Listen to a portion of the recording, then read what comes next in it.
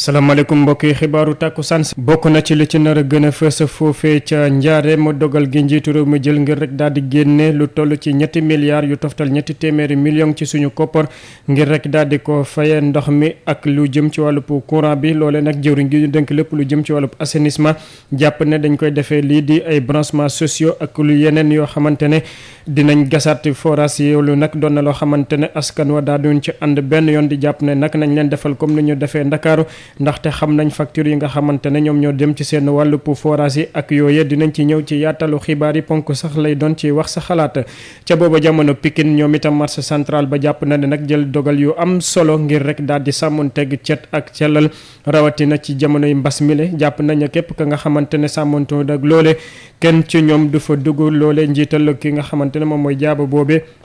moom moo ko daal di yëkk dinañ ci ñëw ci yaatalu xibaar yi ni ko bésu tey jii juróom benn nit ñoo am bees lii di coronavirus loolee nag tax na rek ñoom ci seen wàllu bopp ñu gën a sàkku ci askan wi ñu gën a sàmmanteeg la nga xamante ne moom mooy cat rawatina lu jëm ci wàllu cas communautaire yooyee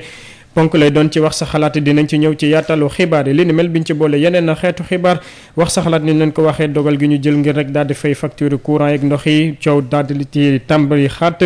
rawatina ci dëkkaan yi ndaxte li ñuy fayee seen ndox yi ak fii ci Ndakaaru bokkut loolee lan ma ci seen xalaat ci 88 lay doon 628 98 98 biti réew 33 825 18 30 beneen ponk bi doon la nga xamante ne moom moo jëm ci wàllu law gu muy law lii di coronavirus ak lu muy ruusee rawatina cas communautaire yi ci kanam tuuti lay doon ci njeextalu xibaar yi ñu ànd ak kii di Assane Thioune moo féete ci xarale gi. Birama Ndiaye. sant leen gërëm leen di leen tatagan ci teewlu bi ngeen di teewlu seen rajo Sud FM 98.5 ngir taataan fii xibaar yi tey nekk alxames juróom-ñeenti fan ci weeru avril atum ñaari junni ak ñaar fukk yooyu xibaar ñu dooree ko ci dogal gi njiitu réew mi jël daal di dugal lu toll ci ñetti milliards yu toftal ñetti téeméeri millions ci suñu koppar lu jëm ci wàllu adduction d'eau ak branchements sociaux loolee nag doon na loo xamante ne union du monde rural ànd ci benn yoon ba tax rek mu daal di yëglu ñoom nag la ñuy sàkku rek mooy nguurub Sénégal daal di leen fayal comme ni mu defee ñeneen ni liw jëm ci wàllu courant bi ak seen ndox mi ndaxte gis nañ ne nag bu fekkente ne dañ ko defee noone ñoom ñoo ciy gën a loru Adama Ndiaye. kuréel gi nga xamante ne ñoo boot ñi nekk ci kaw gi ñu ngi rafetlu bu baax a baax dogal bi njiitu réew mi jël ngir nag fexe ba facture courant geek ndox yi mu bañ koo fayeku ñi nga xamante ne ñooy ménage yi néew ji doole yi ci wàllum xeexu mbas mi kuréel googu nag di ñàkk a rafetlu kàddu yi nga xamante ne ministre bi yore wàllu ndox meek assainissement bi wax na ko ne ñetti milliards yi teg ñetti téeméeri millions yi nga xamante ne moom la ñu jagleloon kaw gi ci ndox lañ koy dugal ak branchements sociaux Moussa Ndaw bokk ci kuréel googu di ñu ci indi leeral. Sénégal benn Sénégal la ñëpp a ko bokk situation ñëpp la laal président Macky Sall xam loolu ba jël ay dogal ci pour jàppale population yi nga xam ne ñoo ne ci dëkk kaw yi te ko wax dëkk kaw xam ne dëkk kaw yi fi la jafe-jafe yëpp ndax ñi doon liggéey ñëpp nekkan Dakar ñëpp ñibbisi na ma bëgg nag lépp loo xam ne bëgg nañ koo xam ci forage yi ni muy doxee ci wàllu carburant wala courant suñ demee ci préfet yeeg su préfet yi ñoom xam nañ forage yu ne nañuy utiliser bu dee ci courant xam nañ ñaata la ñuy fay buñ ko bëggee xam bu dee ci gasoil xam na ñaata la ñuy fay pour ñu buñ ko bëggee xam loolu nag laa bëgg interpeller pour président Macky Sall nga xam ne ñëpp njabootam lañ aw askanam lañ mu xool loolu nañ lañ koy mën a saytoo ba àll bi xam nañ jafe-jafe vraiment fi ne tar na lool. ñoom ñu ne sax bu parparloo waree am ci kaw gi la war a fese ndax ñoom seen doolin bariwul. te boo xoolee fii ci àll bi xam nañ ni fi la jur yi ëppee fas yeeg nag yi ak xar yi yëpp fii la ñu ne di ci naan kon loolu mu bëgg tamit comme dañuy jàppale askan wi foofu la ndimbal li gën a gaawe jëwriñ bi ñu dénk wàllu ndox meek assainissement ci conférence conjointe bi mu amaloon nee na daal nguur gi amul moyen bi nga xamante ne dina tax ñu mën a appuyer ñi nga xamante ne ñooy kaw gi ci wàllum fay ndox mi ndax nee na daal jafe-jafe bi ñu am mooy amul benn kuréel bu nga xamante ne moo yore ndox mi ci kaw gi yëpp Diourbel Sud FM Adama Ndiaye. Adama Ndiaye ponk lay doon ci wax sa xalaat fayum facture yooyu ak it xaj ak seen giñ ci ñenn ñi di addu rawatina dëkku kaw ak dëkku taax ci njeextalu xibaar yi lay doon ca Pikine booba jamono jaaba bu ñu duppee marché central au poisson gis na ne nag njiit la daal dina taxaw jël tem ay dogal yu am solo jàpp ne képp ka nga xamante ne sàmmontewul ak yooye dogal dootu fa dugg moom Abou Mbaye moom moo ko xamle ginnaaw bu muy daloo nag ay jumtukaay ngir rek mareyeur yi ñoom ñoo leen ko jox ci lu toll ci 2 millions ci suñu koppar ngir daal di xeex lii li mbas mile Abou Mbaye ñu teewlu ko ak Moussa Thiam. parce que balaa nga naam ñafa kon nag général Djibi Ndiaye li nga def ni am na solo dinañ ko teg ci loxo comité bi nga xam ne mettre nañ ko en place sànq Ahmed Sylla wax na ko marché central ñun dañu fekk rek nu nekk suñu yoon waaye nag nunu gën a wane suñu taxawaay lépp ba léegi xam nga marché bi comme que danoo nekk genre njaboot nag doo xëy rek yore sa yat di dóore déedéet da ngay waxtaan di diisoo di waxtaan ak kilifa yi di sensibiliser di alerter ci phase boobu noonu nekkoon mais nag man nee naa du ma yàq benn nit yàqal na suñu bool marché bi bool bi dafa yaatu macha allah du nu nangu nag ay fukk ay téeméer di yàq ay junni nit lu nu bokk kon nag des na tuuti dinañ dugg si beneen phase boo xam ne nag ku nekkul si luñ digle boobaa nag lu dal sa kaw yaa ko teg sa bopp. nu gërëm bu baax suñu police nationale dëgg yàlla ñu ngi fi di xeex bu am solo ku nekk teguwul si yoon dinañ daan dal sa kaw. xam nga fii masque obligatoire raxas loxo obligatoire dajaloo dinañ ko aaye par la force si nii baasi na loolu nag na ko ñëpp dégg waaye nag ni ngi ñaax nit yi balaa ñuy egg foofu ñëpp ànd booloo nekk benn lu ñuy digle nu def ko lu ñuy tere nu bak ci jamono yi tey jii jàpp nañ ne am nañ juróom benn nit yu am bees lii di coronavirus loolee nag tax na fukki nit ya nga xamante ne daal di woon nañ leen a saytu ñoom daal di nañ wér ba dellu seen kër niki tey jii 200 ak juróom fukki nit ñoo am loolee di mbas moomee gis nañ ci itam 100 ak ñaar fukk ak ñett yi daal di nañ wër ñaar yi daal di si ñàkk seen bakkan kenn ñu daal di ko rawale biti réew fi mu ne nii lu toll ci 100 ak ñaar fukk ak ñeent ñoom la ñuy faj Abdoulaye Diouf Sarr ñu teewlu ko. tey alxames juróom-ñeenti fan ci weeru avril 2020 ministère de la santé et de l'action sociale jot na résultat wu examen yi ma jox leen situation bi ci téeméer ak juróom-ñeent fukk ak juróom-ñeenti test yu ñu def tey juróom-benn ñoo ci positif bon ñoom ñoo am jàngoro yi muy juróom-benn yoo xamante ne ay cas contact yu ñu doon suivre la ma yëgal leen itam te ci bésu tey bi fukki patients yu ñu hospitalisé woon wér nañu tey danañu génn hôpital tout à l'heure ñu yëgal ne patients yu ñu hospitalisé ñu ngi yëg tan bu baax ci bésu tey bi ba mu commencé ak léegi 200 ak juróom fukki cas la ñu déclaré fii ci Sénégal ci 200 ak juróom fukk yooyu 100 ak ñaar fukk ak ñett wér nañ ci ñaar décédé ci kenn la ñu évacué bon nag 100 ak ñaar fukk ak ñeent ñoo nekk suñu hôpitaux yi ñu leen di faj ñu seetlu ne fan yi passé am na ay cas yu ñuy wax transmission communautaire yu fi feeñ bu baax ci kaw loolu ñu ngi demander population sénégalaise yi ñu respecter bu baax lépp luy mesure prévention collective yi ñu leen demandé. ñu fonk ko ndax jamono si jotut ñu daal di yoxi wala boog tendeefal ci xeex bu ñuy xeex li di coronavirus ci noone nguurub Sénégal daal di jël dogal lu toll ci fukki milliards ak ñaar ci suñu koppar yu toftal 200 millions loole ngir dak daal di wàllu ji suñu ndaw ya nga xamante ne ñoom ñoo nekk ca biti réew rawatina ñoo nga xamante ne ñoom ñoo nekk ci réew yi nga xamante ne foofee la mbas mi gën a ëppee doole ñu teewlu ko Amadou Ba lay wuye moom la ñu dénk lépp lu jëm ci wàllu affaires étrangères ñu teewlu ko. ña nga xam ne ñoo nekk bitim réew am nañu solo lool ci koom-koomu Sénégal moo tax président jëloon dogal jox ndigal ministère des affaires étrangères génnee ci alal jooju fukki milliards ak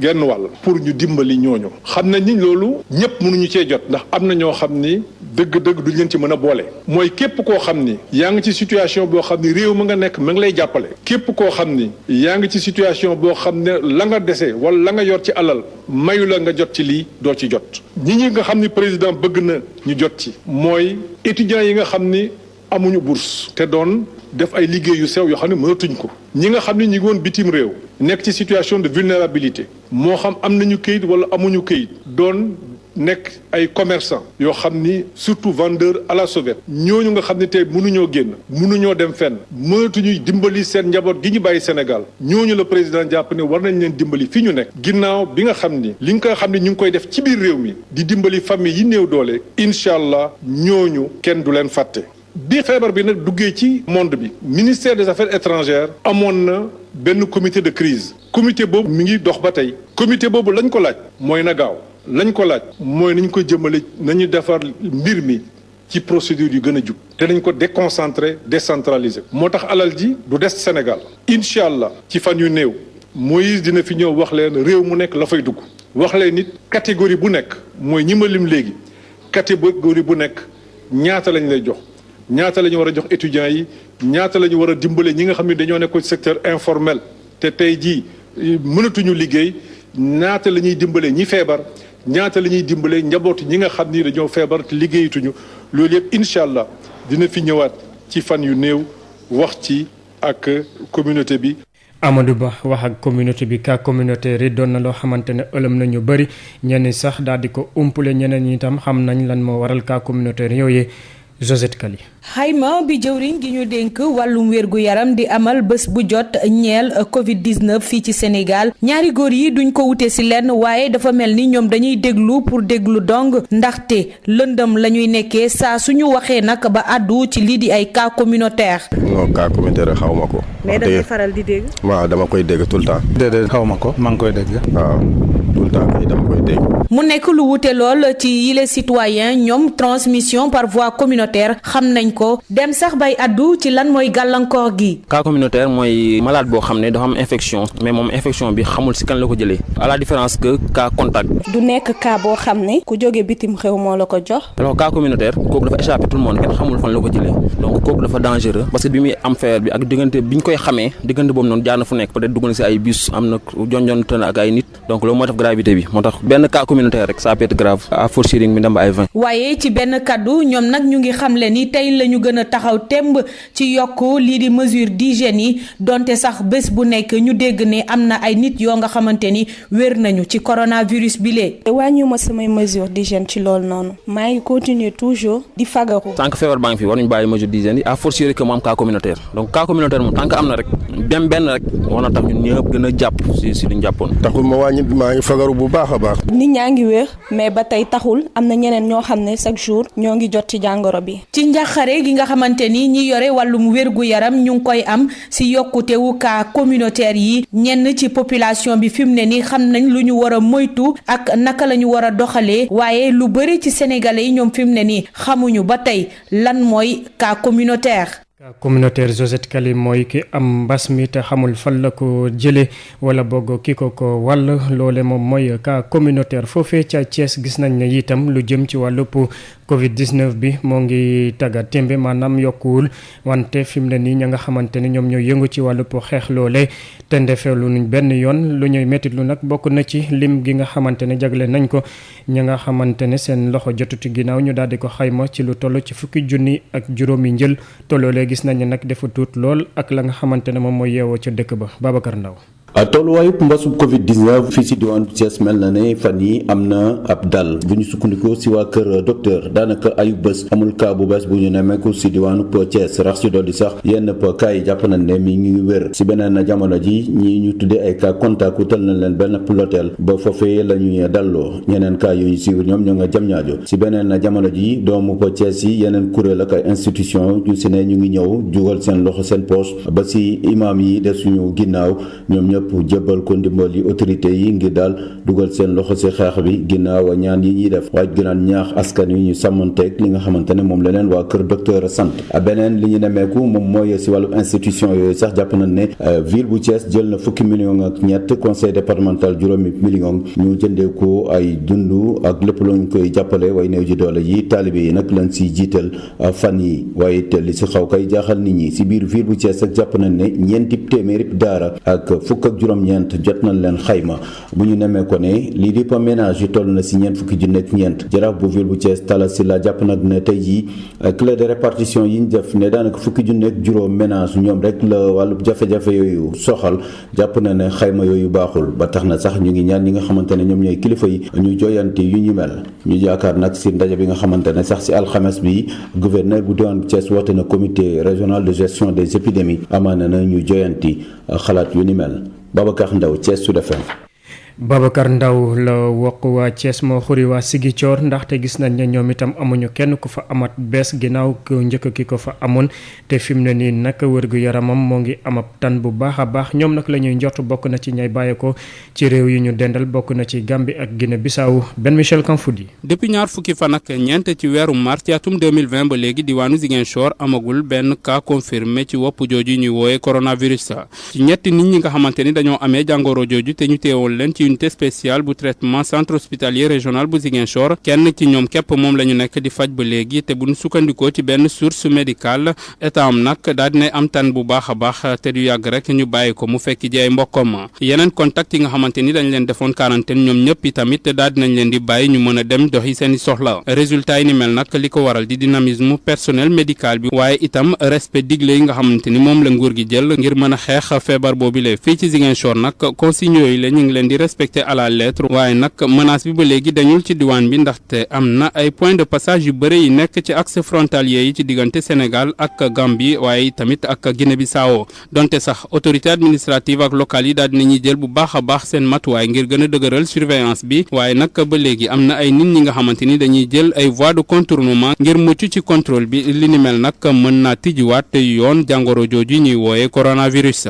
ki doon jokk ak yéen fii ci diwaanu Ziguinchor Ben Michel Kanfoudi pour Sud FM. Ben Michel Kanfoudi ca booba jamono ca Mbour village artisanal ña fay liggéey ëlëm tànge la ñu am ci seen ëlëbu liggéeyukaay ndaxte gis nañ ne nag ay jafe-jafe kot la ñuy dundee ci jamono si ba tax ñuy sàkku ci nguurub Sénégal ndimbal li na yegsi fa ñoom Babacar Sow. takk bi nga xamee ni yëngu-yëngu yi def na ko ci wàllum secteur artisanat ak tourisme ci diwaanu Mbour te lenn warlu ko lu dul cas positif coronavirus yi gën a yokk ci réew mi ñi nekk ci village artisanal bu Mbour amuk njaaxle lool di ñoo xam ne ñi ngi nekk ci secteur informel nee nañu ndimbal gi nga xamee ni nguurug Sénégal mi ngi koy jagleel ñi nga xamee ni daañu yëg jafe-jafe yi ci wàllum feebar boobee te njiitu réew mi sant leen ñu def li ni mel nañu leen bàyyi xel Baba Diop secrétaire général village artisanal bu Mbour. dafa nekk wër adduna bi yëpp la ministère de l'artisanat tourisme mooy àndal moom te tourisme bi weer yi passé ñu commencé woon di am sant yàlla ndax waaye fi mu nekk nii lépp arrêté na ndax lii nga xam ne moo jaaxal adduna bi yëpp mu nekk loo xamee ne bu ñu déggee rek ne xañ na am na ndimbal yoo xamante ne mi ngi jógee ci état bi jëm si ci ñun ñu ñaan ndimbal loolu nga xamante ne président de la république toog na ba yëg ko ne nécessaire na pour mu dimbale population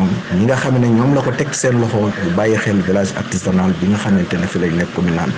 gën ci am loo xamante ne lu ñu jàpp loo xamante ne ndax kenn ku ne xam na ne lépp c'est à l'arrêt bàyyi ñu xel bu baax a baax a baax di artisan yoo xam ni donte sax mbir mi jéggi na dayoo waaye day am nañu yaakaar ba léegi nii wàllum secteur informel seenub yëngu-yëngu dina yemb yokk ci di ñaax askan wi ñu jëfee ndigal yi nga xamee ni nguurug Sénégal jooyal na leen ko ngir feebar bi deltu ginnaaw Baba Diop. ñu ngi ñaan yàlla mi nga xamante ne mooy jeexal mu jeexal lii ci bopp adduna bi yëpp ñu ngi remercier aussi tamit président de la République une fois de plus ak ministère de la santé docteur yi nga xam ne suñu borom moo leen inspiré def ci seen xel yi ñu mën ñoo taxaw boo xamante ne ci pandémie bi ba nga xamante ne adduna bi yëpp gis nañ ñu muy tëddee gis nañ ñu ci faatu gis nañ lépp waaye ñun yàlla mi ngi suturaal yàlla gën a doolee suturaal ñu ngi leen di ñaanal yàlla jàmm di ñaanal réew mi jàmm di ñaanal ñëpp jàmm di ñaax nit ñi daal ñu gën a góorgóorlu ci lii nga xamante ne mooy recommandation yi nga xam ne moom la ministère de la santé joxe. Babacar Sow doon cee jokkoo ak yéen fii ci Mbour pour Sud FM. Babacar Sow li nga xamante ne moom mooy mbas mi la nag tax na ñu bëri daal di andi coppite defaraat toogaay bi ci këru liggéeykaay yi ña ca bëri nag seen kër yi la ñuy daal di liggéey donte ne sax bu fekkente ne am na ñenn fa ñoom ñu fay jànkonte lay jafe-jafe ñeneen ñi ñoom gis nañ ne loolee lu gën la xadi seen ñii di tëju seeni biir néeg ñeneen ñi di xaar seen doom nelaw ngir rek ñu mën a def li di télétravail maanaam toog sa kër di liggéeyal sa entreprise nekkul lu yomb loolu ci jigéen ñi nga xamante ne dañoo amee njaboot. c'est compliqué. Nafissatou Sylla di taskatu xibaar ci RFM muy métier boo xamante ne dafa laaj rek concentration mi ngi am ñetti bant mu ñuy wax rek naka lay liggéeyee ci këram bés bu nekk. defal la benn reportage bu ndaw nga ñëw toog voilà mais nag boo ñëwee toog nag foofu la problème bi nekk foofu la am ay jafe-jafe gis nga nii maa ngi enregistré ku nekk ñi naa ngi nekk ci di yuuxu parce que ñoom ñëpp ci man la ñuy nekk tout le temps sama néeg la ñuy nekk donc